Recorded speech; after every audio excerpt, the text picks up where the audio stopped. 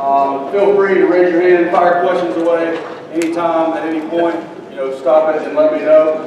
It's one of the things that I tell our guys is I don't expect them to do something just because I say it. I'm okay with having that open line of communication to where they expect me to prove to them why they should be doing it. So if you have any questions, feel free to shoot them away at any point.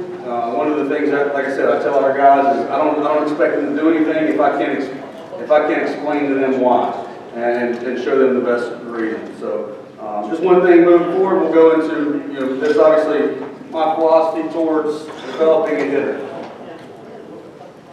The first question I think that we face is we conform to one style. One thing that we talk about a lot as a staff, and you see it all the time on Twitter, is I'm right, you're wrong, this style works, this style doesn't work. Quite simply, I don't think there's any one style that's the best. There's the age-old rotational linear, but for me, it's finding a way to help each individual player what they need to make their swing the best. So do we conform everything to one style? For example, if it's a knee surgeon and it's a knee surgery, then great. But if it's a knee surgeon and it's a brain surgery, it's not going to be a very good combination for when we're talking coach to player. So what we try to do, or what I try to do with hitters, is try to individualize training to advance to their personal style. Now they're always going to have a little bit of each. They're always going to have a little bit of rotation, a little bit of linear. But typically what we're trying to say here is one move is typically going to dominate their swing, whether it be a spin or a linear move. So here we're talking more about a mechanic that can fix any issue on any car. Okay? Easier said than done. Roadmap. So we'll talk about personality types, different personalities as far as different learners. We'll talk about identifying the motor and corrective cues. And when I say identifying the motor, maybe an easier way to look at it is watching the barrel. What direction does the barrel go when they swing? From the time their swing launches to the path of the barrel. And honestly, you can kind of eliminate the body and solely have a soft focus on watching what the barrel does. Swing styles defined. Cues specific to different swing styles, and musts, regardless of style, which I have to say my wife pointed out was a grammatical error to say must, and she wanted me to say must-haves. But I told her since it was a room full of coaches, they wouldn't know the difference. Rules to live by, and if lost, I'm sure you guys that work with hitters all know, sometimes we want guys to get better so much and so fast and so hard that their minds start spinning and they don't even know what planet they're on. And to be honest with you, we're on the same, because we wouldn't be doing this if we didn't want them to have as much success as they could possibly have. So what do we try to do to alleviate that from happening? And once it does happen, what do we do? If you don't know where you're going, you might end up somewhere else. Identifying personality types. The carny, classic clown, too cool. The guy who jokes around in practice. It seems like he's more interested in everybody having a good time and a laugh than he is getting better at baseball. The chiropractor likes to work hard, struggles to make adjustments. We've all got this guy, he wants to go to the big leagues. His talent's not anywhere near what his work ethic is. But he's a guy that you love because he loves to see you every day and he loves to work and try to get better. The surgeon, typically your best players. These guys are the guys that, you and I both, we're really not saying a whole lot to them as far as what to do, as much as we are kind of sitting back and letting them be the best player on the team. Patience and purposeful communication to distinguish these types, because sometimes we can be very quick to label a guy one or the other before we just get to know the guy. And you guys are a little bit different than us. We get to spend a little bit more time with guys, but don't be so quick to label these guys. Be willing to get to know them individually before we label them. The corny. So typically, you're going to spend less one-on-one time with this guy. You're going to spend less one-on-one time with him because he's just not that into it, right? We've probably been in a cage with this guy, and you're spilling your guts out trying to give him every bit of information you can to get him better, but it seems like his mind's in a different place. So we've got to be aware of our time. We've got to understand that different players are going to need different amounts of time, but also that what you get back, the return on investment of that time is going to be different. You can only help him if he wants to change. One thing, I say no to that. All right, our job is to find a way to make them better, even if they don't realize it. So, because I said so isn't enough. All right, we've got to get to a point where we use our time efficiently, but we can produce an environment to expose his weakness. Okay, for example, if his weakness is hitting the ball the other way, right? He's a sit spin guy. He really struggles to hit the ball backside. So maybe instead of normal BP in practice, we're using an angle BP to where he's really having to stay on the ball and hit the ball the other way as a competition within his group. Okay, so now we're not spending one-on-one time in the cage and we're butting heads because we think he doesn't want to get better. Now all of a sudden we've designed practice to make him get better without even telling him, hey, you suck at this, we're going to try to get you better at it. We're just practicing it, and everybody on the team is going to be able to get some feedback from that. Practice plans, you can include drills to fix his flaws without his knowledge. Praise adjustments, recognize and commend his work ethic and post-practice team talk. That's one thing that I think I've really seen a lot this year is sometimes we kind of forget the weight that our words carry with these guys. Sometimes a simple compliment can go a very long way with these guys. Sometimes you giving a guy a simple compliment on how much you appreciate how hard he worked or that you noticed how hard he worked might change him into a guy that can bump up a class. It might change him from a guy that's a class clown to becomes a guy that is really working to get better every day. Because he realizes that you're invested in him. Never forget the power of competition. We used to make up any game to compete with our friends in the backyard. Nobody likes to lose. So that's the kind of practice plan you can use, is just competing with each other. The chiropractor, typically a very likable guy. Typically the guy you pull for because he wants to work, he wants to get better. Sometimes less is more with this player. You know, we had a guy a couple of years ago, he wanted to be as good as he could possibly be, and I thought I was going to make him a great player, and the more I said, the worse it got. So as hard as it is, sometimes we've got to step back and just be quiet. Sometimes we've got to allow them to come into their own. Body awareness. Can he make adjustments? Does he have a feel for how his body moves in space? A lot of times we can tell a player to do something, but he has no awareness. So we're wasting our time trying to tell him to do this or do this because he doesn't have the body awareness to understand the difference. Mentally, can he handle a learning curve? If it's a guy that's really struggling, then sometimes us trying to help him makes it worse because we give him a fallback. He can now say, well, coach wanted me to try something new. So we've got to understand before we work with these guys, mentally, can they handle it? Because sometimes we have to take a step back to take 2 steps forward. But that player's got to be able to understand that. Could be a physical limitation. You know, Austin touched on this a little bit earlier, and we'll go get into it a little bit later. But I could spend 2 hours talking about physical limitations. A lot of players, if I ask you this question, every guy in here would raise his hand. You're telling somebody as simple as, get your hands back when you load. As a hitter, and you're watching a guy, you think he's trying to do it, it's not happening, and finally you're just like, he's not even trying. And to be honest with you, 95% of the time, he's trying. He either doesn't have the aptitude to make that adjustment, or more often than that, physically he's got a limitation in his body that's not allowing him to do it. Because if the guys are taking the time to be with you, they're probably trying to be better. But a lot of times they physically can't make these moves. So then that's when we got to dig deeper and say, okay, what physically could possibly be limiting you? Internal cueing can produce more frustration. So get your elbow up, do this with your foot, do this with your knee. Sometimes those internal cues of trying to think about what your body's doing while you're swinging can produce more frustration.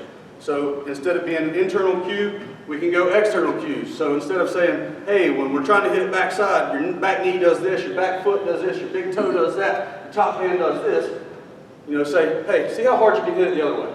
As simple as that. But that frees his mind to going back to hit the ball versus 10 things his body's doing. Again, patience. Appreciate their effort over fixating on their flaws. This is a big one for me. We're never going to be perfect at this game, but like I said, a lot of times players, you'll get a lot more buy-in just by appreciating their effort over being frustrated about the fact that they didn't figure it out today, because none of us ever figure it out. Each player has different movement capabilities and limitations, sometimes beating their head against the wall trying to teach a swing characteristic their body physically can't produce. And like I said, we'll get into that a little bit more later. The surgeon typically hands down our best players. Okay, again, it all comes easier to them. A lot of times we find ourselves not even talking about baseball stuff with them. A lot of times we'll be talking about, maybe we're even trying to get, a lot of times I'll try to get information from our guys. If they make an adjustment like that, hey man, what was your cue there? What did you tell yourself to do something different? Because a lot of times the cues that the players will have, that they can tell you what their cue was, you can use that cue with a different player that works a lot better than a cue you might have used. Because a lot of times we're using cues that we had when we played or we had when we first started coaching. A lot of times the new cues they can get back. It might even be, sometimes it's been fruit ninja game on their iPhone, okay, as far as swiping it. Sometimes it can be as new school as that all of a sudden registers with a new guy in a way that you've been trying to teach him something for a year that didn't work, and you say it a different way and a light bulb comes on. Typically going to spend more time with them to be leaders than actually working on their swing or anything like that. A lot of times we want to have these guys and encourage these guys and empower these guys to work with other players. Encourage them to coach other players. Sometimes your voice is heard, theirs is listened to. Ask them. Great players want to be coached, average players want to be left alone.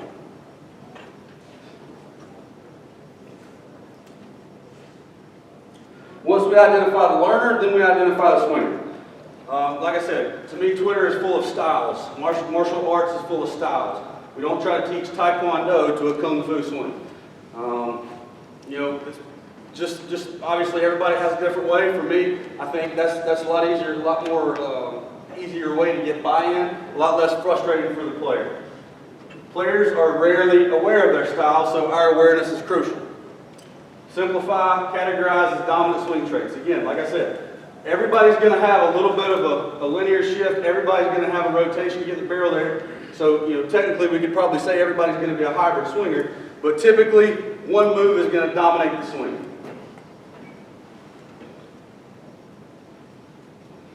Again, we can go from the carny to chiropractor to surgeon, and then we can kind of eliminate down, trickle down, rotation, linear of those two. So then we get into watching the motor.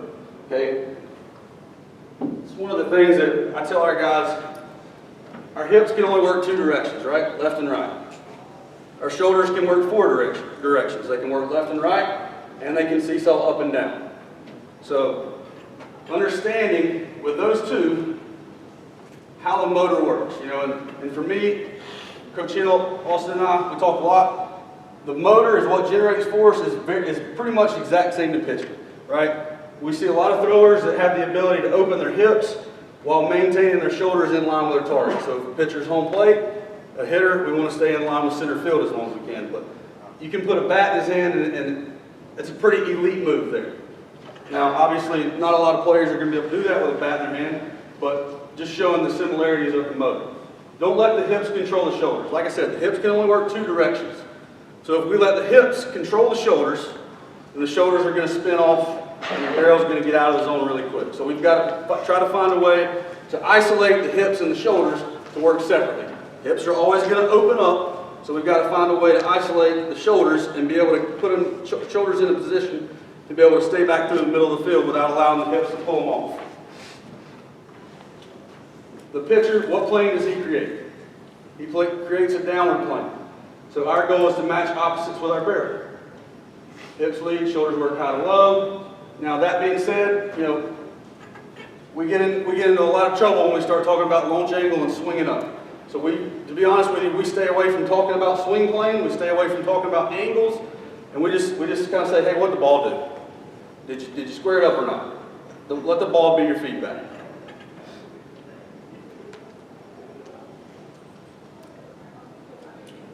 Watch the motor, watch the barrel. Barrel path reveals the motor. This kind of goes back to what we were talking about earlier.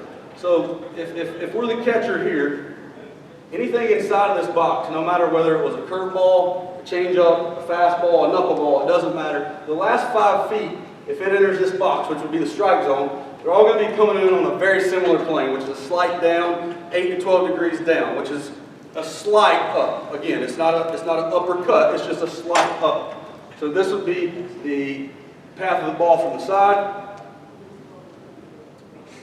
So we can see here that a slight up would give us a better chance of having contact with that. So everything we talk about here going forward we're trying, when you hear swing plane, pitch plane, all that, we want to try to keep our barrel on this red line as long as we can. So if I'm a left-handed hitter and my barrel pulls off, I have a lot less likelihood of squaring the ball up. So we want to try to keep our barrel back through the middle of the field as long as we can. The reason we want the shoulders to work independently from the hips. Like I said, the hips can only turn one way. Counter the turn with tilt to keep the barrel middle. Maintain an athletic position, chest over, to free the arms like a golf swing. Take the skeleton, for example. If this skeleton straightens his spine up, then that donut gets flat. So he has to use his posture in order to keep the barrel through the middle of the field. Again, we can see here, I think this is Rick Ankiel, being able to maintain his posture to be able to get his barrel to that ball, but also through behind and through that ball. If he straightens his posture up, his barrel comes to a place where he can't even reach the ball. This is one of our players last year. Did a pretty good job of making this adjustment with his posture. You can see with the first line is where his bat entered the swing plane, and then the second line here is where his bat exited. So he's working with about 4 feet there of matching the plane of the ball. If you're working with 4 feet, you got a pretty good chance of squaring it up. That's one of the things that makes Miguel Cabrera one of the best hitters of all time. You watch a sports science, and his barrel stays in the zone about a foot longer than the average big leaguer. The reason we want them to work independently, a little clip here of a plus athlete. So we can see here, we want to get to this point and be able to stay on it and rotate through to keep our barrel through the middle. As opposed to, in the first one here, a lot of guys will straighten the spine up and pull off, and that's what allows them to not get a true ball flight, because their body cannot maintain that posture to be able to keep the barrel through the middle of the field. Simple cue, palm up, palm down, long time. Moving with power is moving with power. It's kind of what I was saying earlier about no matter whether it's pitching or throwing, you can see all three of these. The hips are opening while there's a counter in the top to be able to keep the shoulders in line. Kind of an interesting thing. You know, we're talking 3 different, or really 4 different elite movement patterns. They're all very similar. Rotational traits to identify. Again, like I said, typically either rotational or linear is going to dominate their swing. So and they don't typically have a knowledge of this, thus we got to be able to try to dig into it. And I'll let you guys kind of read this more on your own. I won't go through all of these, but just kind of a lot of them, in my experience with high school guys, your more spin rotational guys are going to be your physical, thick body guys. Maybe your guys that play football, the guys that are strong. Stiffer movers, shorter stature, all or nothing swingers, they really look to lift, pull the ball. Lots of pull side ground balls. You know, if I'm a left-handed hitter, lots of balls going to be on the ground to the first baseman 4-hole. Really struggle with slower pitching. Barrel path is more east to west, in and out, or like a hula hoop, merry-go-round, lasso.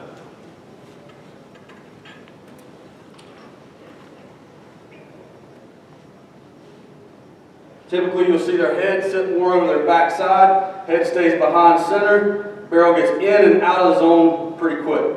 And kind of to piggyback on Austin's, one thing that we've started trying to do is get a really different view from the top. And I think it's really been good to be able to see the barrel work from a hitting standpoint. But you can really see here with this rotation dominant swing, the barrel gets to the ball and off the ball. So if that pitch is a tick slower, if that's a changeup that I thought was a fastball, now I've run out of barrel to be able to hit that ball. So you're going to get a lot of swing and miss on off-speed pitches.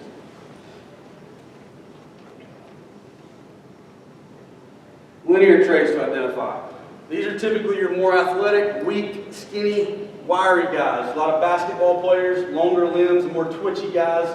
Narrow stance, the guys kind of start here and they're trying to generate power by shifting their weight into their front side. Handsy contact guys, they're really looking to throw their hands and try to put the ball in play and use their athleticism, as opposed to the other guys who are trying to hit the ball over the fence. These players are typically a little bit weaker, have a little bit more of a middle backside approach.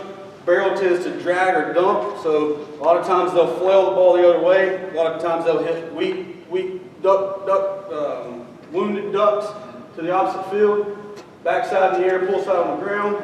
These guys really struggle with velo because they have a big forward move. The ball tends to jump on them. So they're going to struggle more with that. And again, there's more things on here. A little bit more of a linear guy. The head really shifts with the front side. And you can see there at contact, the barrel's able to stay behind the ball. So even if this pitch were to be a changeup, he's in a little bit better position to be able to adjust off speed. Again, here you'll see after contact, the barrel's still able to stay back through the middle of the field a little longer.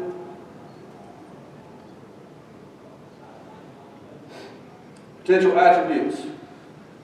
I kind of use these, the spin in and spin out for the rotation guy. The more of the rubber band, shoot the rubber band force back, release force forward with the linear guys.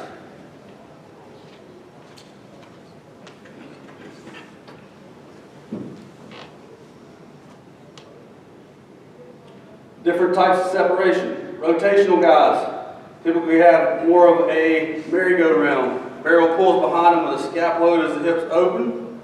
The barrel kind of works around. Linear guys typically have more of a, their head goes forward, their hands go back. They walk away from their hands.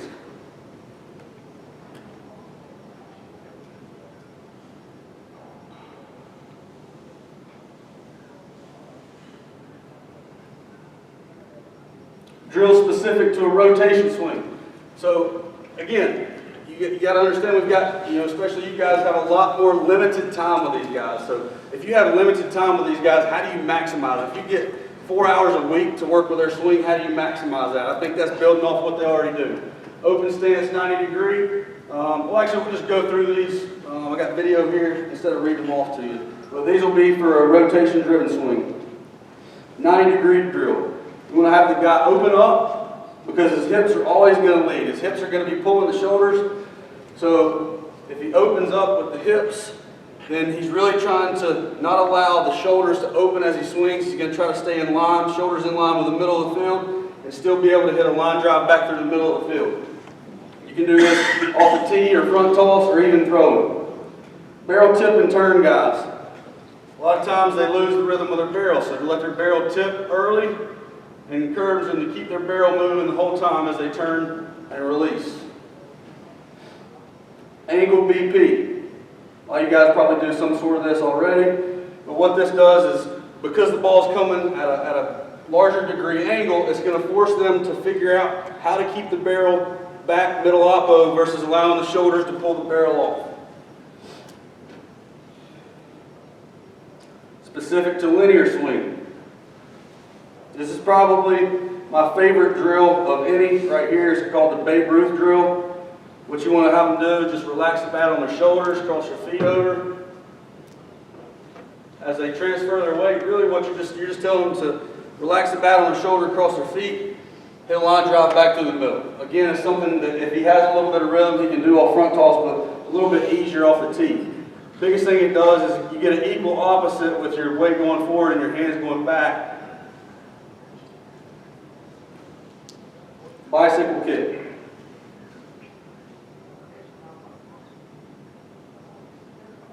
You're just going to let him release that back leg. Skip rock or frisbee throw.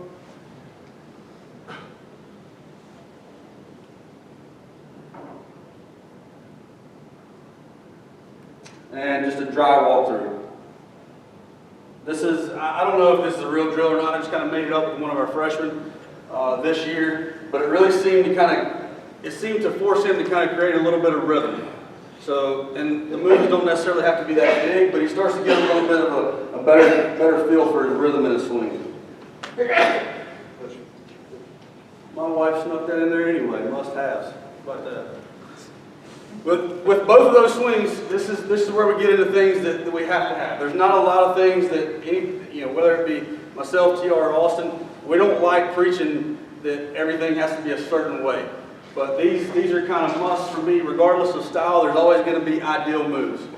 We want high batting averages. How? We consistently hit the ball hard. How? So that's where we kind of get to this place. It's constantly asking how. How? With the linear guys, if you're taking video of them, what you're going to look for is when they land, their hands over their back foot. Let's see the similarities here with Donaldson throwing and hitting, hand over back foot. This is going to be Donaldson swinging a bat versus, I believe it's Felix Hernandez pitching. Ideal, exact same positions. So that's why we talk about why similar to throwing. Old school cue, walk away from your hands. And probably all you guys have seen where guys will stand in the outfield with a bat and just throw their bat, which now has kind of been replaced a little bit with the line drive pro, the tennis ball. Biggest thing here, keep an eye on posture. This is probably my biggest takeaway for me in watching guys. The hitter must be able to maintain his posture. Barrel and shoulders are going to be parallel at contact. So the barrel and shoulders, high pitch, low pitch. Another way to think about it, I heard from a blast motion rep the other day, it would make a little more sense, a little bit easier for me. Your bat and your spine are going to be perpendicular, okay? So bat and spine, perpendicular, no matter where I'm at. That's when you're at your strongest. The angle's obviously going to change depending on the height. That's why I don't like to talk about it a whole lot. We're talking about certain swings and where the barrel's going to be. We don't even know where the ball is. Okay, so that's why we leave a lot of this stuff out. Head over toes, cue, thing throwing fishing line under a hanging tree branch. A lot of you guys probably fish. If we're standing on a boat and we're trying to cast it under a tree branch to catch a bass, you're going to get a little bit of posture here so you can flip it under that branch. Because if I straighten up, I'm going to flip it in the tree. And these three pictures are basically just showing you three different pitch heights. Chris Bryant right here, ball down in the zone. Donaldson right here, ball middle of the zone. And then ball at the top of the zone right here. Internet's not working, so unfortunately I won't be able to show that.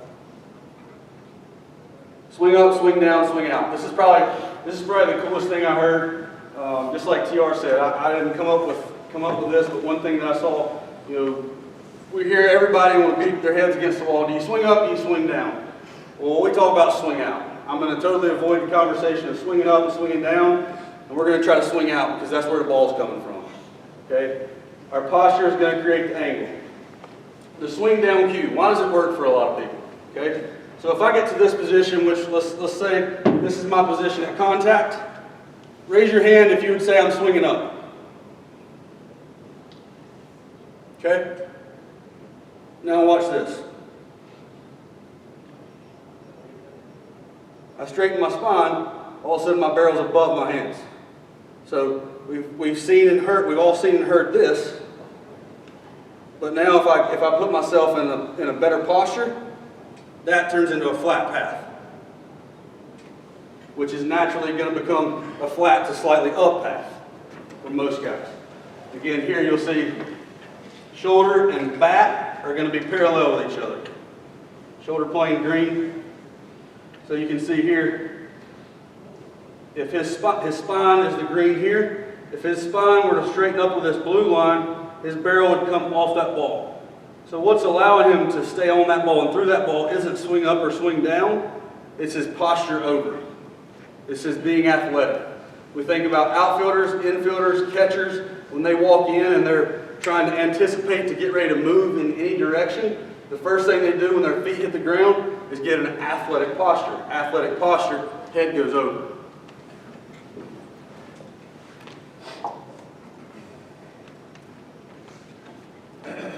Again here, just showing when you straighten the spine, the barrel is above the hands. All right, so let's take Mike Trout, for example, the best hitter in baseball. Is it enough to say Mike Trout's the best? Why is Mike Trout the best? We can take a deeper look into the why. What does he do better than every other big leaguer? You take a look at his heat chart. Pretty much, if a ball's in the bottom half of the zone, it's getting blistered. Now you're seeing a lot of pitchers that are trying to change what they do and pitch at the top of the zone to counteract this, okay? But it's just important to understand why. Mike Trout's vertical bat angle, which this will be horizontal, this will be vertical. Mike Trout's vertical bat angle is the most efficient in the big leagues. What makes vertical most important is that when he gets to contact or before contact, he stays vertical, and it allows him margin for error. So if he's here on a fastball and it ends up being a changeup, his body is still in the position his barrel is, that his barrel stays working out in the middle of the field if it were an off-speed pitch. Again, you see numbers get cold at the top of the zone, but his bottom of the zone, everything's getting blistered.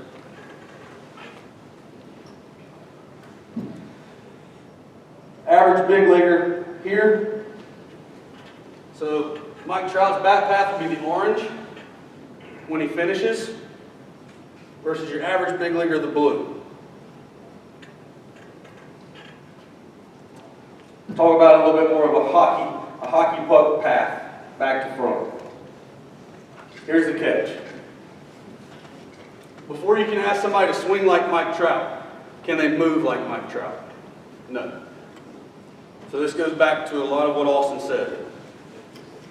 I could probably spend 3 hours alone talking on this one slide.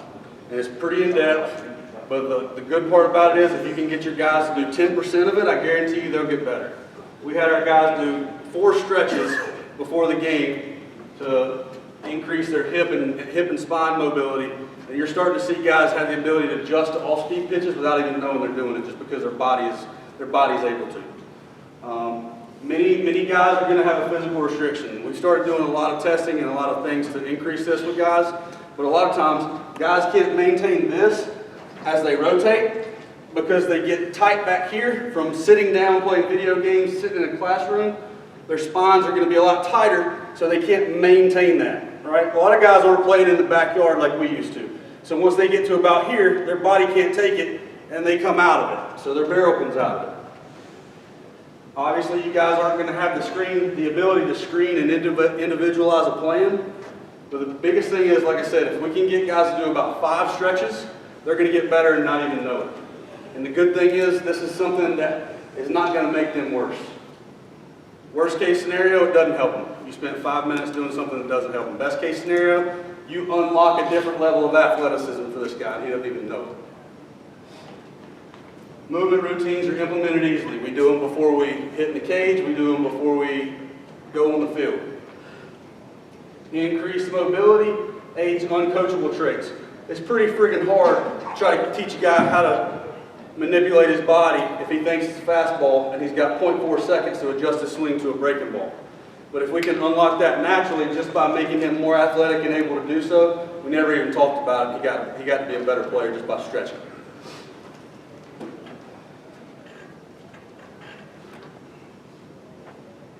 Two things to remember, I tell our guys all the time, because I'm really bad about talking too much sometimes and really trying to break things down. Rule number 1, hit the ball hard. Rule number 2, when we start thinking too much, go back to rule number 1. Because a lot of times, we want guys to be better so bad that we end up getting in our own way by talking too much. So it's big that we tell these guys this, because sometimes they'll tell me, hey, I'm thinking too much right now, I shut it down. I want them to have the freedom to say, hey, you're telling me too much right now, just let me hit. Common flaw, our swing is the fastest with tension-free muscles. Learn to breathe and exhale to release tension. Again, back to another martial arts comment, you hear a lot of kia, kia, kia, because they're breathing as they're throwing punches. So another thing that you got to get your guys to do is be able to breathe. Focus on the exhale before they swing. Intent over everything. It kind of goes back to rule number 1 versus 2. Aggressive intent can solve a shabby swing. Never try to tell your guys that you have all the answers. Provide options. One thing that I added in probably in the last couple of days, remove the fear of failure, too many passive movers. I can't tell you guys how many, over the last 3 years, how many guys come in, and especially now that we're able to kind of look at exit velocity and stuff, how many guys don't even know how to swing aggressively anymore. We have to learn off of being aggressive. We can't learn from being passive and learn how to move right. We've got to learn how to be aggressive and then learn backwards from there. Elite intent, be the hunter, predator versus prey. Instill a mindset and infuse it daily. One thing we talk about every day is going to be body language. We're going to be purposeful with the way we carry ourselves. We're going to be purposeful with everything, how we hold the bat. anytime, I tell our guys, anytime we're walking around the turtle, I want your bat, I want you to hold it by the barrel. I can't stand to see this. All right, I don't want to look like little Timmy.